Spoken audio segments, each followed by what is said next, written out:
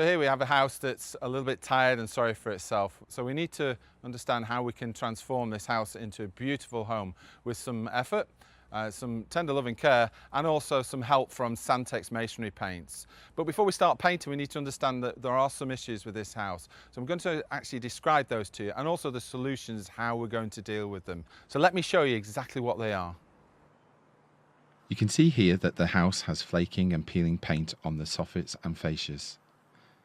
There is mould and fungus growth on the surface. Now this looks unsightly. There are slight hairline cracks. The house has prime examples of what we call an unstable surface, and the gloss on the windows is peeling away. These all need to be treated, and I'll show you how.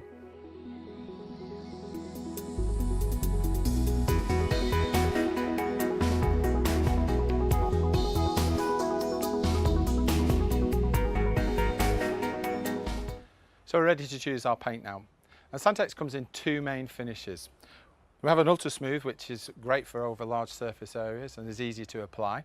We also have a fine textured paint, which is ideal for high exposed areas where you want a little bit more added durability. Now both of these paints would be ideal for this house, and both would last up to 15 years, provided you apply them in the correct way. One of the unique properties of Sandtex is the microseal technology. This enables the paint to stay cleaner for much longer than a normal masonry paint, and also a little bit more breathable, so therefore the paint will last a little bit longer.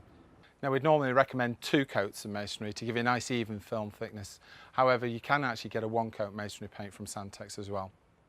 So now we know what type of paint we're going to choose, we actually need to find out how much paint we're going to need. This is quite simple really. All you need to do is measure the height, times that against the width, and that'll give you a square meterage. Obviously you've got to take into account any windows or doors or any other areas that you're not going to paint. And if you look on the back of the pack, it actually does give you the coverage and the square meters per litre. So there we go.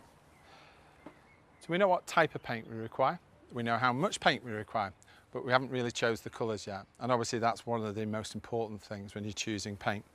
Well, Sandtex offer you some help there because obviously we've got the ubiquitous colour card.